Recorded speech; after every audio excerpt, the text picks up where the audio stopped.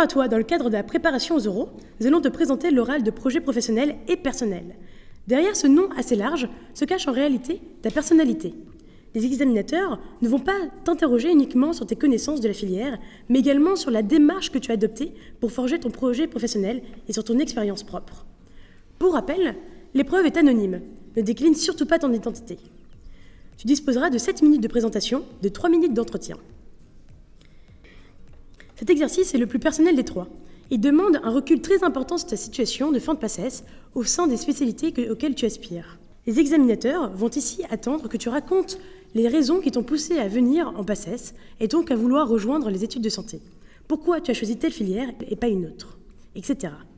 Dans ce cadre, nous t'invitons fortement à te renseigner un maximum sur la ou les filières que tu vas présenter et sur l'ensemble des filières post-PACES qui peuvent te permettre d'expliquer ton ou tes choix. Nous t'invitons également à prendre contact avec tes proches travaillant dans le milieu de la santé pour recueillir leurs ressentis et construire le tien. De même, le C2P1 est présent pour t'accompagner tout au long de cette préparation. N'hésite donc surtout pas à nous contacter si tu veux avoir un témoignage.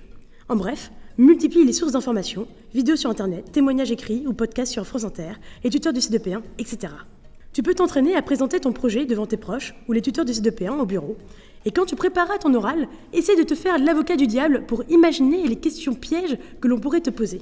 En prenant tout ceci en compte, le C2P1 a décidé de te présenter non pas un oral type, comme tu as pu le voir dans les 2 autres vidéos, mais un panel d'expériences de différentes années de l'ensemble des filières présentes à l'oral.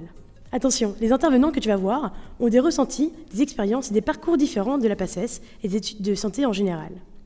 Tu ne dois donc en aucun cas recopier ces interventions, puisqu'elles sont là pour te présenter un maximum de facettes et de vécu des années supérieures et des filières que tu présentes, afin que tu puisses faire ton propre projet professionnel et personnel.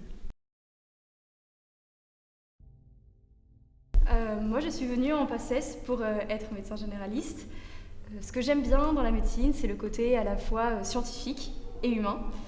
Et dans la médecine générale particulièrement parce que c'est une médecine au contact du patient. Le médecin généraliste, c'est souvent le médecin traitant des patients. Et du coup, c'est la première personne que les patients vont venir voir et ensuite, il va pouvoir l'adresser à un spécialiste s'il y a besoin. J'aime bien le fait de pouvoir suivre ces patients sur le long terme, avoir une approche globale de leur santé, tandis que par exemple, quand on va voir un spécialiste, c'est en général pour une pathologie un peu plus ciblée, donc c'est moins diversifié. Ça me plaît aussi de pouvoir construire une véritable relation avec lui, une relation de confiance, puisque c'est le médecin de confiance, le médecin de famille, on en parle souvent. Et ensuite avoir aussi un profil de patient varié, de la personne âgée à l'enfant. On peut penser que la médecine générale, c'est la médecine des petites maladies classiques et qu'il n'y a pas forcément besoin de grandes connaissances pour l'exercer. Mais moi, je ne suis pas du tout d'accord avec ça. Je pense qu'au contraire, il faut que le médecin généraliste soit très très attentif à son patient et ne rien laisser passer, car il en va quand même de la santé de ses patients. Et ça demande aussi beaucoup de travail de maintenir ses connaissances, les tenir à jour, sachant qu'il y a des maladies qui pourront toucher un de ses patients qu'on ne verra qu'une fois dans l'exercice et dans son exercice. Donc c'est aussi une spécialité très diversifiée. J'aime le côté qui est pas confiné à un seul système. Par exemple, la cardiologie ou la pneumologie, ce sont des spécialités intéressantes et variées aussi, mais elles sont très localisées à un seul système. Et mon caractère un petit peu touche-à-tout préfère des spécialités un peu plus généralistes. Donc la médecine générale, c'en est une. Il y a aussi la médecine interne sur laquelle je me pose des questions. Je sais que j'ai encore le temps de changer d'avis. Et je pourrais peut-être découvrir d'autres spécialités au cours de mes stages. Mais en tout cas, aujourd'hui et pendant ma PACES, c'est pour être médecin généraliste que je me suis motivée et que j'ai voulu réussir la PACES et faire des études de médecine. Depuis que je suis tout petit, j'ai toujours voulu m'intéresser au monde de la santé. J'ai eu l'occasion de faire mon stage de découverte en entreprise dans un laboratoire pharmaceutique, MSD, dans la section des affaires réglementaires. C'est la section qui est en relation avec les institutions de santé publique comme la NSM et qui débat de la commercialisation des médicaments. Et cette découverte m'a donné envie de m'orienter vers la santé, particulièrement vers la pharmacie. J'ai découvert tout au long de ma PACES l'éclectisme du métier de pharmacien. Pour moi, dire pharmacien, c'est comme dire ingénieur. Ça ne veut rien dire parce qu'il y a énormément de métiers dans la pharmacie. On découvre les plus connus, comme par exemple le pharmacien officinal, le pharmacien industriel et le chercheur.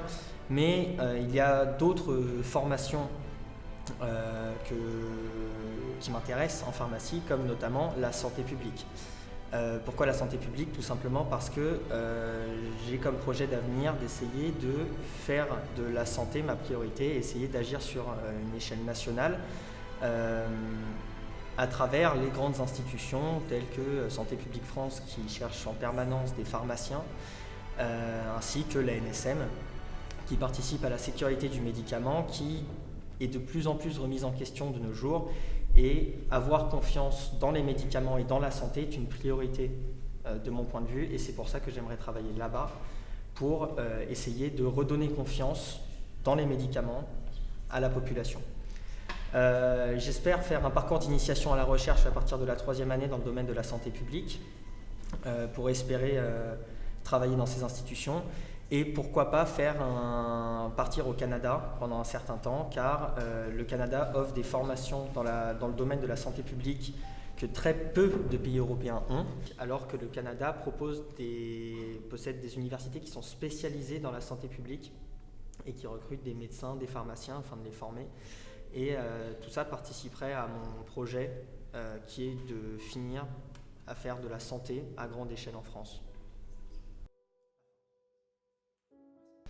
Bonjour, moi ce qui m'a motivé à faire médecine, c'est que depuis tout petit en fait j'ai eu beaucoup de mal à voir des êtres vivants souffrir. C'est quelque chose qui me révulse un peu et donc j'ai voulu m'engager très très tôt pour pouvoir aider des êtres vivants. Donc j'ai commencé à réfléchir à ça au niveau du collège où en 3e on avait l'opportunité de faire ce stage en milieu professionnel en 3e et je me suis rendu dans un cabinet de vétérinaire.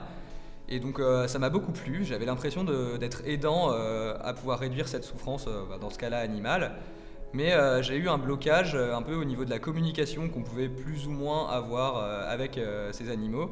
Et c'est ce qui m'a ensuite un petit peu amené à m'intéresser plus à la médecine et à devenir médecin ou à la santé en général. Et donc progressivement, au fur et à mesure de mes études, j'étais un profil qui était, ce qu'on peut dire, assez scientifique, j'adorais les sciences. Et donc je me suis conforté dans mon idée de poursuivre les sciences, toujours dans le but d'aider les gens à moins souffrir ou à les soigner en tout cas, ou à diminuer ce qu'ils pouvaient ressentir de négatif. Et donc je me suis projeté. J'étais en terminale, je me suis demandé quel projet professionnel je pouvais établir pour mon futur. Et c'est à ce moment-là que je savais qu'il y avait une PACES, donc une première année qui permettait d'ouvrir sur beaucoup de filières de santé différentes qui pourraient en tout cas m'aider à avoir un métier qui me rapproche le plus possible de patients, puisque je voulais plus du coup soigner ces animaux. Enfin, ou en tout cas c'était plus mon objectif professionnel. Et j'ai eu à ce moment-là aussi un déclic au niveau de ma famille qui était pas du tout dans ce milieu médical. Et donc en fait, qui sont des gens qui ont des bureaux, souvent des emplois de bureau, des emplois administratifs, et qui moi du coup m'attiraient absolument pas. C'est-à-dire que j'avais besoin de pouvoir sentir que j'étais au contact d'un être vivant et que je pouvais voir les résultats de mes actes assez rapidement. Et donc ça m'a encore plus conforté dans le choix de faire des métiers de santé et donc de poursuivre dans la PACES parce qu'il y avait ce climat scientifique avec vraiment le but premier que j'avais depuis le collège et plus petit, de pouvoir aider les autres. Donc une fois que je suis rentré en PACES, je me suis beaucoup plu dans le climat, dans les matières scientifiques, de tout ce qu'on pouvait pratiquer. C'était une année qui a été très difficile mais très formatrice et donc je regrette pas d'être passé par là. Je me suis rendu compte pendant la PACES qu'il y avait aussi beaucoup d'autres choses qui m'intéressaient en médecine, notamment la pluralité du métier de médecin, c'est-à-dire que c'est quelque chose de très flou. On a souvent une idée du médecin généraliste qu'on va voir quand on est petit ou du pédiatre, mais le métier de médecin est beaucoup plus large et permet de faire beaucoup de sciences, donc de la recherche, de faire de la santé publique ou pas, et de pratiquer en hospitalier ou en libéral. Et le fait d'avoir tout ce panel de choix à disposition, c'est quelque chose qui est à la fois très rassurant quand on ne sait pas exactement où se diriger dans ses études, et très gratifiant parce qu'on dit qu'on peut effectivement exercer un métier avec énormément de points de chute différents, et donc se plaire énormément dans ce métier. Et donc enfin, l'une des dernières choses qui m'a beaucoup plu et qui m'a encouragé à vraiment avancer dans la PACES et à continuer ce cursus, c'est aussi de découvrir les différentes associations et les différents profils qu'on pouvait avoir en médecine. Donc à la fois au niveau des différents amis que j'ai pu voir passer la PACES ou rencontrer en PACES et qui allaient pouvoir devenir des professionnels de santé, ou également se rendre compte des différentes associations et des motivations des gens qui participent à des associations qui pouvaient être humanitaires, d'aide aux enfants malades ou d'aide à l'apprentissage, à l'enseignement, à plein de choses vraiment très très différentes qu'on pouvait poursuivre dans les études de médecine, comme on peut poursuivre l'enseignement après en étant médecin et continuer à enseigner aux premières années, aux externes, aux internes, et tout ça jusqu'à la fin de sa vie. Et donc c'est ça que j'ai trouvé très très beau et qui m'a permis de me lancer dans ce projet. Alors pourquoi j'ai choisi la PACES ? Déjà, je savais que je voulais travailler dans le milieu médical, que je savais que je voulais travailler dans le milieu de la santé. J'avais déjà fait plusieurs stages en labo, de recherche, en pharmacie aussi. Donc ça m'avait plu, mais c'était encore assez vague, je ne savais pas trop ce que je voulais faire. Et puis, je suis rentrée en PACES pour faire médecine de base. Donc voilà, je ne connaissais pas trop les autres filières, mais j'ai commencé à m'y intéresser au fur et à mesure de l'année. Et puis, j'ai commencé à entendre parler de maïeutique, et je ne connaissais pas du tout. Donc j'ai commencé à suivre les cours de présentiel de maïeutique, et là, vraiment super intéressant. C'était un peu un coup de cœur, vraiment, j'ai adoré les cours, c'était des sages-femmes enseignantes qui faisaient les cours, c'était super concret, vraiment passionnant. Donc du coup, j'étais encore plus en hésitation. Donc bon, j'ai commencé à me conforter dans mon idée de maïeutique en doublante. Et puis finalement, j'ai réussi à être assez bien classée et pour avoir maïeutique et choisir mon école donc de Beaudeloc. Donc du coup, je suis maintenant en école de sage-femme. C'est quoi sage-femme en fait ? C'est surtout la connaissance de la femme. Donc tout le monde peut être sage-femme, on a même des garçons dans notre promo. Et donc c'est 5 ans d'études, 4 ans d'école. Et on commence par beaucoup de cours, on fait pas mal de stages et au fur et à mesure des années, on va faire de plus en plus de stages. Et la dernière année, donc la 5e, avant le diplôme, on va faire 6 mois de stage et 6 mois de cours. Donc vraiment assez différé. Donc on est vraiment plongé dans le bain très très tôt. Donc moi pour l'instant j'ai déjà fait 2 mois de stage et ça m'a énormément plu, ça m'a vraiment amélioré mes connaissances, ça m'a apporté beaucoup de choses. Donc déjà en 2 mois en première année. Et surtout ce qui me plaît beaucoup dans les stages, c'est vraiment tout ce qui est le contact avec les patients, ce que je recherchais depuis longtemps, donc le contact, le relationnel, vraiment l'accès aux patients et à leur santé propre. Le fait qu'on travaille dans un hôpital, mais on peut aussi faire du libéral. Il y a plein de spécialités, de domaines différents. Il y a le côté maman, le côté bébé. Donc vraiment, c'est tout ce qui m'intéresse. C'est vraiment un dynamisme à l'hôpital, en tout cas pour les stages que j'ai déjà fait, qui sont vraiment top. Donc c'est pour ça que c'est vraiment, pour l'instant, incroyable de pouvoir découvrir ça comme ça dès la première année. Et puis, donc, au fur et à mesure, on va faire plusieurs stages dans différentes spécialités et on peut faire des spécialisations dans, par exemple, tout ce qui est les consultations, les échographies, les salles de naissance, après accouchement, ou alors spécialisé dans plutôt côté bébé ou côté allaitement avec la maman. Enfin bref, il y a plein de différentes spécialités qu'on ne connaît pas vraiment quand on est encore en PACES ou même avant. Et donc, voilà, moi, ce qui m'intéresserait, ça serait surtout de travailler à l'hôpital. Parce que vraiment, il y a beaucoup de dynamisme constant, il y a une équipe à gérer, donc plein de professionnels de santé avec toi. Une journée pareille, c'est vraiment ce qui m'intéresse, de pas m'ennuyer en fait. Et c'est vraiment ce que j'ai trouvé dans mes stages pour l'instant, c'est que c'est vraiment super intéressant. Et voilà, c'est génial. Donc si jamais il y avait une spécialisation à faire, il y a aussi pas mal de pathologiques dans les accouchements finalement. Et donc on a un côté urgence qui pourrait éventuellement aussi m'intéresser pour plus tard. Voilà, en tout cas je suis ravie d'être en sage-femme et c'est vraiment ce qui m'intéresse et ce qui me correspond. Alors un des premiers points qui m'a fasciné dans les études médicales était le nombre d'opportunités qui pouvaient s'offrir à nous durant tout notre cursus. Et bien évidemment, mes choix ont évolué depuis le lycée, mais j'ai essayé de garder toujours cette curiosité qui m'a amené à découvrir différentes choses que j'ai pu faire, que je pourrais faire encore à l'avenir. Et la première chose qui m'a intéressé au lycée déjà, c'est l'international. c'est de comprendre qu'en médecine, il était possible de ne jamais partir à l'étranger, il était possible de faire simplement ce que l'on nous demandait, de passer les concours, mais il était tout à fait possible de partir à l'étranger, de découvrir d'autres choses, d'autres cultures, et c'est dans cette optique que je suis parti en Erasmus en Allemagne pendant 1 an, ce qui m'a permis de découvrir une autre culture, une autre langue, notre pratique médicale, et aussi l'été prochain de partir en Ouganda pour un stage hospitalier dans le cadre de mon externat. La deuxième chose qui m'a intéressé également dès le lycée, c'était la recherche. C'était finalement cette dualité entre la pratique clinique au lit du patient, avec sa dimension humaine bien évidemment, et la recherche qui vise à améliorer les techniques médicales actuelles, à comprendre la physiopathologie des maladies, à comprendre également comment améliorer les différents soins que l'on pratique actuellement.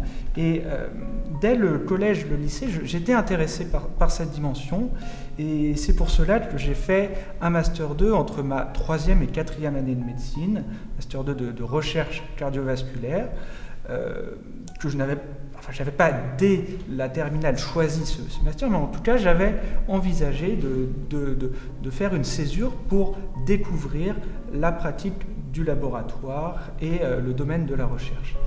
Enfin, la dernière chose, c'est l'associatif qui est omniprésent en médecine, que ce soit à la faculté ou à l'hôpital, car le compagnonnage a toujours été quelque chose de très important en médecine pour la transmission du savoir. Et l'associatif, dès la 2e année, permet de s'immerger dans cette dimension qui, je pense, est indissociable de la médecine. Et c'est dans cette optique que j'ai été responsable de la physique dans l'association du CEP1.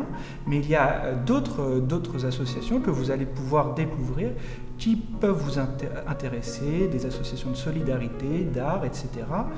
Et en tout cas, pour conclure ces petits points, je pense que ce qui est important, c'est de garder cette curiosité, de s'intéresser pour ne pas avoir de regrets, pour ne pas découvrir des choses au dernier moment et se dire que finalement telle discipline, telle filière, tel diplôme aurait pu m'intéresser, mais comme je m'y suis pris trop tard, je n'ai pas pu le faire. Donc voilà, la curiosité dès le lycée, dès la première année, permet, je pense, d'avoir une vision très complète de la médecine. Et pour conclure, je pense qu'il faut dire qu'il n'y a pas de bon ou de mauvais cursus, il y a votre cursus personnel qu'il faut que vous défendiez pour faire comprendre quelles sont vos motivations et qu'est-ce que vous voulez mettre finalement dans votre avenir, quelle est votre volonté.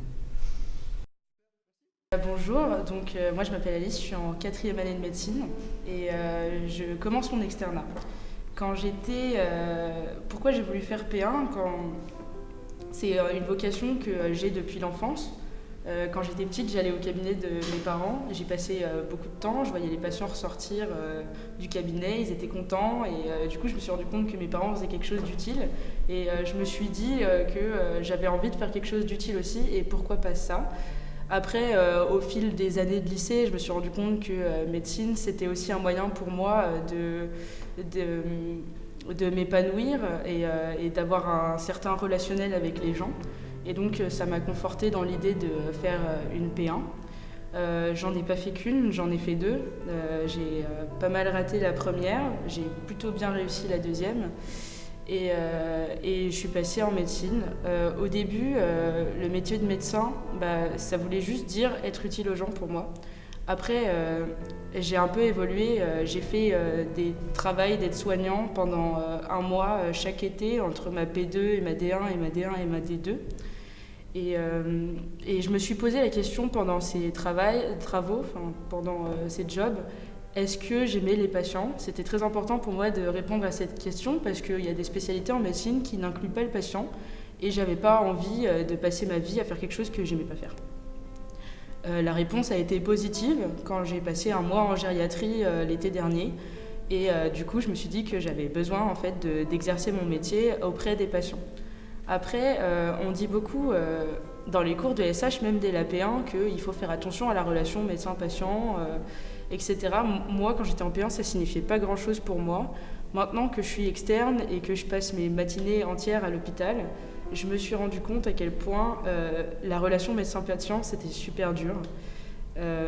Et pour moi, si on vous demande un jour pourquoi vous voulez faire médecine, ça me semble essentiel que vous ayez quand même une notion de ça dans votre oral. C'est pour ça que j'axe ça là-dessus.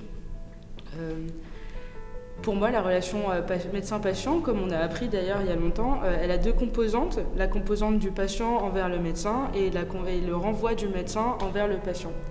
Un patient, c'est en général quelqu'un qui souffre, il est malade, ça l'emmerde, ça l'embête, ça l'angoisse. Et toutes ces angoisses, toutes ces peurs et parfois même sa colère, parce que des fois il souffre d'une maladie ultra rare ou ultra complexe, peut-être des fois il va mourir, genre il vient d'apprendre qu'il va mourir dans quelques mois et c'est un peu compliqué d'être confronté à ça parce que vous avez l'impression qu'il n'y a pas de solution et derrière le patient il se décharge un peu sur vous il faut prendre énormément sur soi et mettre énormément de recul entre vous et le patient parce que très vite sinon on se fait bouffer. Il ne faut surtout pas se mettre à la place du patient quand on est face à lui, parce que ça ne sert à rien, on ne peut pas le prendre en charge correctement, et lui, il ne vous dira pas merci à la fin. La deuxième composante, c'est ce que renvoie le médecin au patient.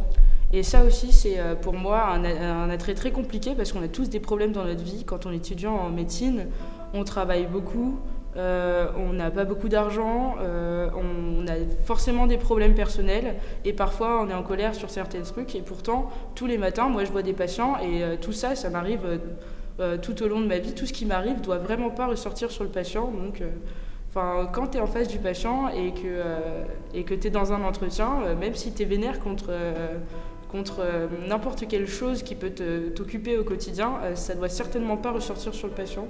Il faut mettre une énorme distance entre toi et le patient vis-à-vis de tout ce que tu peux lui renvoyer comme image.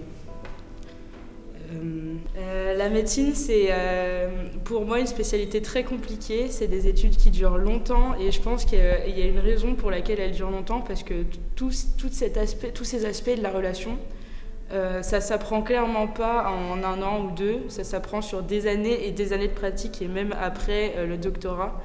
Et tout le recul et toutes les manières de s'adresser à un patient et de s'adapter en fonction des profils, c'est très très dur à acquérir.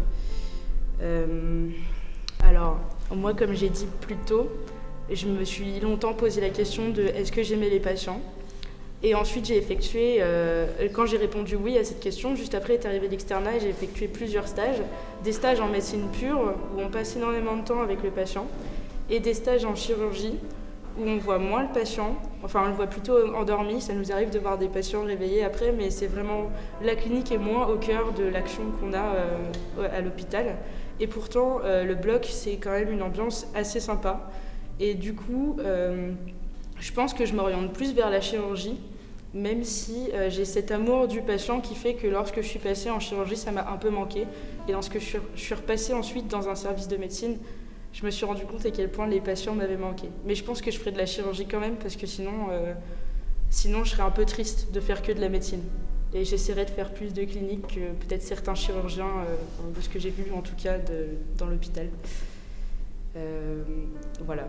Moi, j'aimerais faire un métier manuel. Alors après, je sais que la chirurgie, ça prend plus de temps que le reste. C'est 6 ans l'internat de chirurgie. C'est plus dur et t'arrives plus tôt et tu pars plus tard que tout le monde et t'es payé pareil et tes gardes, tu dors pas beaucoup. Mais pour l'instant, c'est un vrai projet de vie, ouais. Voilà. Salut, moi je suis en 3e année de dentaire et du coup je vais vous expliquer un peu pourquoi j'ai choisi ce métier, comment se passe la formation et enfin ce que j'ai prévu de faire plus tard. Du coup, moi le métier de dentiste, c'est vrai que je le connaissais pas vraiment en rentrant au collège. Enfin, j'en avais entendu parler mais je savais pas vraiment les tenants et aboutissants du métier. Et c'est un peu par hasard, c'était pendant mon stage de 3e, je voulais l'effectuer chez un médecin. Et en fait, j'ai pas réussi à trouver un stage chez un médecin et du coup, je me suis j'ai réussi à en trouver un chez un dentiste et du coup j'y suis un peu allée à reculons parce que j'avais quand même beaucoup d'a priori sur ce métier. Et en fait ce stage s'est super bien passé et donc ça a fait vraiment baisser tous mes a priori que je pouvais avoir sur le métier. Donc ce que j'ai vraiment beaucoup aimé, c'est l'aspect très manuel du métier. Donc le chirurgien dentiste il travaille vraiment au millimètre près et moi j'ai toujours été quelqu'un d'assez manuel, j'aimais toujours faire des choses, j'étais très minutieuse et j'aimais bien être très précise. Et du coup, ça, c'est vraiment un aspect, je pense, l'aspect principal qui m'a plu dans ce métier. Après, en plus de ça, c'était avoir cette minutie, mais sans avoir non plus une trop grosse charge, une trop grosse pression, parce qu'on n'a pas la vie de notre patient entre les mains. Contrairement à, par exemple, si on est chirurgien, cardiaque, etc., où on tient vraiment une vie entre les mains et du coup on a une énorme pression, là c'est pas le cas. On s'occupe de dents, donc au pire, le patient perd sa dent, mais il y a toujours d'autres moyens qui existent. Et donc voilà, donc c'est vrai qu'on peut rentrer le soir chez soi et se dire qu'on n'a pas fait quelque chose de très grave, qu'on ne s'est pas planté, donc on est très serein quand même dans le métier. Et je trouve que c'est très appréciable plus tard, parce que moi je suis une personne très stressée et je savais que je le serais toute ma vie. Et du coup, cet aspect du métier m'a beaucoup plu. Après, je pense que ce que j'ai vraiment apprécié aussi dans mon stage, c'était la relation qu'on pouvait avoir entre le dentiste et le patient. Moi, je ne soupçonnais pas le nombre de personnes qui ont encore aujourd'hui vraiment très très peur du dentiste et du coup, ça oblige à avoir une relation très posée avec lui, à vraiment instaurer une relation de confiance parce qu'il faut justement que le patient se déstresse pendant le soin et qu'il arrive totalement détendu. Donc ça, vraiment, c'était un point aussi vraiment très important, surtout qu'on a un peu, en général, on a un dentiste de famille qu'on voit toute notre vie, et du coup, ça fait vraiment un lien assez particulier avec justement ce professionnel de santé. Et enfin, je pense que le dernier aspect qui m'a vraiment énormément plu dans le métier, c'était tout ce qui est les nouvelles technologies. C'est un métier qui a énormément évolué au niveau des technologies comparé à avant, où on avait l'arracheur de dents vraiment de base. Là maintenant il y a plein de choses qui ont évolué déjà pour atténuer la douleur. Maintenant on se fait vraiment soigner sans douleur, mais aussi toutes les technologies pour aller un peu plus vite et notamment le système de CFAO. Donc j'en avais entendu parler quand j'avais fait la porte ouverte de Paris Descartes et ça m'a vraiment, c'était un système qui m'a énormément plu. En fait, c'est au lieu d'utiliser les pattes un peu à alginate que vous avez sûrement déjà dû avoir chez votre dentiste, et on utilise en fait une caméra optique qui fait une modélisation 3D. Et après, donc, on va modéliser la pièce prothétique, donc la restauration qu'on veut faire, et après on l'imprime carrément dans la même séance. Et je trouve que c'est vraiment formidable. Et j'espère vraiment que plus tard, je pourrai utiliser ça dans mon cabinet. C'est vraiment quelque chose de fascinant et le métier, il évolue tout le temps. Il y a vraiment plein de nouvelles choses, de nouveaux matériaux qui sortent. Et ça, c'est vraiment super parce que je voulais vraiment évoluer avec le temps. Du coup, donc c'était vraiment les aspects qui me plaisaient et aussi un dernier aspect, je pense, qui était vraiment important pour moi, c'est la possibilité ou non de passer l'internat. Quand on a 18 ans, on se dit ouais et tout, on va continuer nos études pendant super longtemps, 9 ans, ça nous fait pas peur.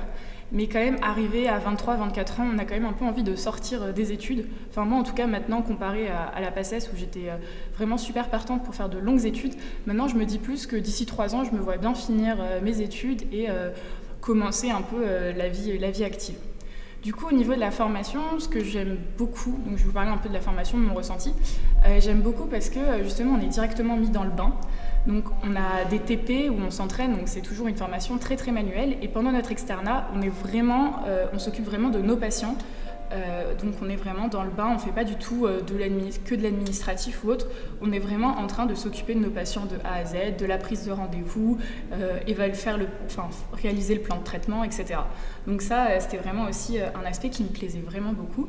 Et enfin, donc maintenant, ce que j'aimerais faire pour plus tard, ça c'est à l'instant T ce que j'aimerais faire. Ça ne veut pas dire que je ne vais pas changer d'avis au cours du temps, notamment l'année prochaine quand je verrai ce que j'aime ou ce que j'aime pas faire en clinique.